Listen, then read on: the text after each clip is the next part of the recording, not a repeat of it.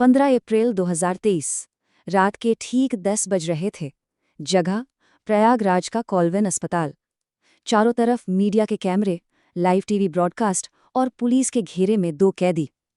एक routine medical checkup की अफरा-तफरी के बीच अचानक कुछ ऐसा होता है जिसने पूरे देश को सन करके रख दिया।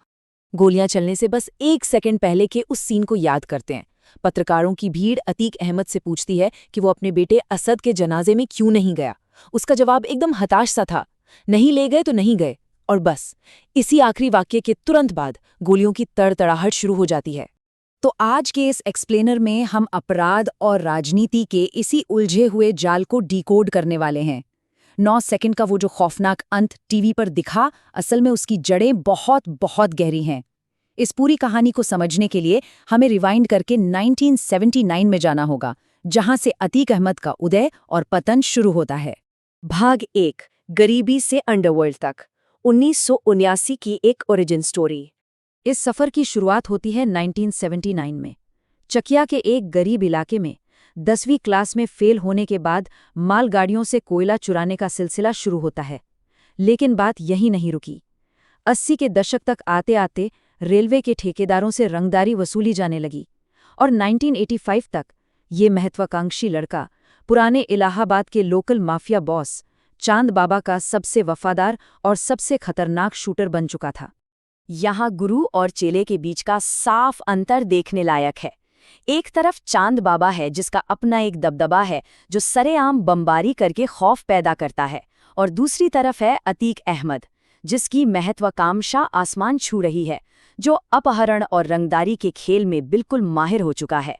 यूपी में पहला गैंगस्टर एक्ट बस लगने ही वाला था और ये तो तय था कि इन दोनों के बीच एक ना एक दिन हिंसक टकराव जरूर होगा। भाग 2, अपराध और राजनीति का गठजोड़, सिस्टम के अंदर एंट्री। वो लड़का हमारा है, उसे कुछ नहीं होना चाहिए। जरा इस एक लाइन पर गौर कीजिए। 1986 में पहले गैंगस्टर एक्ट के तहत जब पुलिस ने अतीक को एक गुप्त स्थान पर रखा और इनकाउंटर का डर बना हुआ था, तब लखनऊ सेक्रेटेरिएट से इलाहाबाद पुलिस चीफ को एक भारी आवाज में सीधा फोन आया था। इसी एक फोन कॉल ने उसे बचा लिया और शायद सिस्टम की असली ताकत का एहसास भी करा दिया। फिर आता है 1989 का वो घातक चुनावी संघर्ष। समाजवादी पार्टी के संस्थापक ने चांद बाबा को टिकट ऑफर किया, लेकिन उसने अपने चेले अतीक का नाम आगे कर दिया। हालांकि जब चांद बाबा को चेतावनी मिली कि ये चेला एक दिन उससे भी बड़ा हो जाएगा, तो उसने खुद चुनाव लड़ने का मन बना लिया।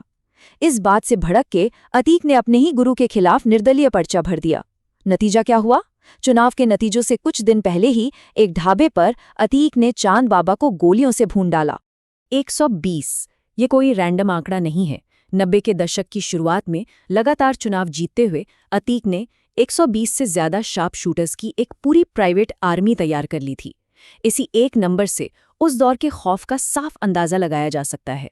फिर 2 जून 1995 को हुआ कुख्यात लखनऊ गेस्ट हाउस कांड, जहां अतीक अहमद के नेतृत्व में एक हिंसक भीड़ ने मायावती के खिलाफ मोर्चा खोल दिया था। ये वाकया इस बात का एक बहुत बड़ा प्रमाण था कि कैसे राजनीतिक ताकत के नशे में लोकतांत्रिक मर्यादाओं को पूरी तरह से दरकिनार किया जा रहा था। भाग 3, हत्या और प्रतिशोध, द राजूपाल टर्निंग पॉइंट। एक और हैरान करने वाला नंबर सामने आता है, 113। 2002 में जैसे ही मायावती सरकार सत्ता में आई, शिकंजा कसना शुरू हो गया। एक ही दिन में 113 से ज्यादा मुकदमे दर्ज किए गए।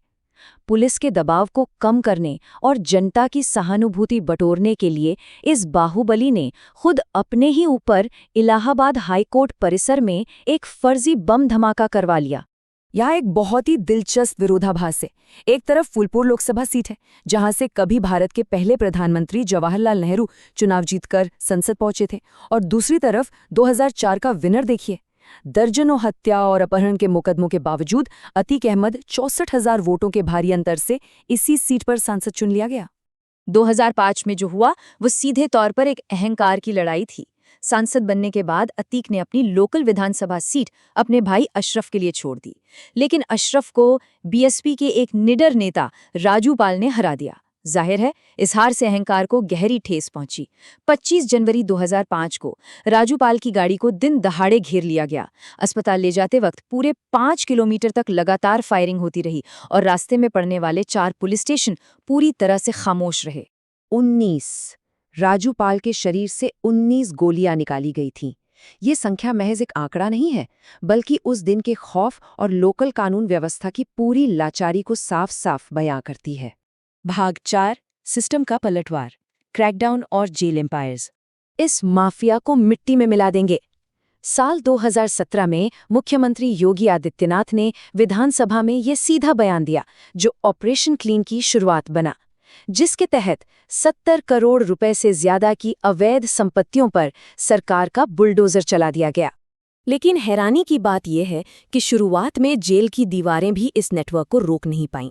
2018 के देवरिया जेल अपहरण कांड को ही ले लीजिए। स्टेप 1, बिजनेसमैन मोहित जायसवाल का दिन दहाड़े अपहरण होता है।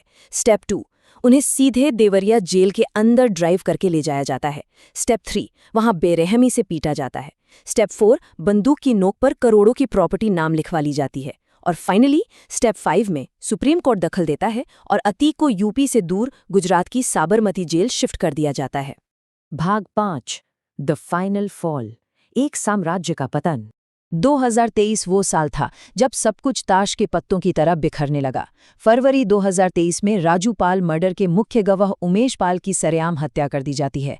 मार्च 2023 आते आते दशकों के खौफ के बाद अतीक को अपनी जिंदगी की पहली उम्र कैद की सजा मिलती है।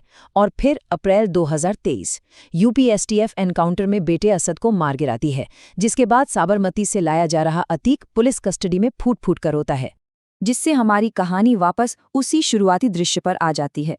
15 अप्रैल की रात, कॉलविन अस्पताल, 3 नौजवान लड़के फर्जी प्रेस आईडी डालकर लाइव टीवी पर पुलिस के घेरे को तोड़ देते हैं। महज 10 सेकंड के अंदर 18 राउंड फायरिंग होती है और शूटर तुरंत अपने हथियार डालकर सरेंडर कर देते हैं। अब यहाँ सबसे बड़ा सवाल उठता है, शूटर्स ने जो दावा किया और जो असल जांच में सामने आया, उसमें जमीन आसमान का फर्क है। शूटर्स का कहना था कि वो अंडरवर्ल्ड में नाम कमाने के लिए अकेले ऐसा कर रहे थे, लेकिन चार्जशीट कुछ और ही कहानी बयां करती है। उसमें भारी लॉजिस्टिक कोऑर्डिनेशन और सीमा पार नेटवर्क से जुड़े होने के सबूत मिले हैं। शक ये भी है कि क्या ये कई भ्रष्ट अधिकारियों को बचाने के लिए रची गई एक सुनियोजित साजिश थी।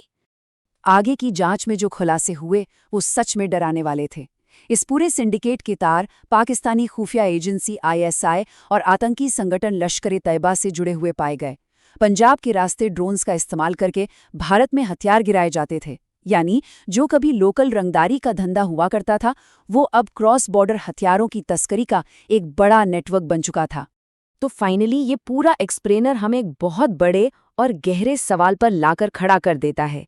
क्या वो 3 शूटर वाकई सिर्फ नाम कमाने के लिए ऐसा कर रहे थे, या फिर अतीक को इसलिए खामोश कर दिया गया ताकि राजनीति और अंतर्राष्ट्रीय अपराध के वो गहरे राज हमेशा के लिए उसी के साथ दफन हो जाएं? ये एक ऐसा सवाल है जिसका जवाब शायद कभी सामने ना आए। खैर, आज के इस एक्सप्लेनर में जुड़ने के लिए बहुत बहुत शुक्रिया। सीखते रहें और चीज़ों को गहराई से समझते रहें।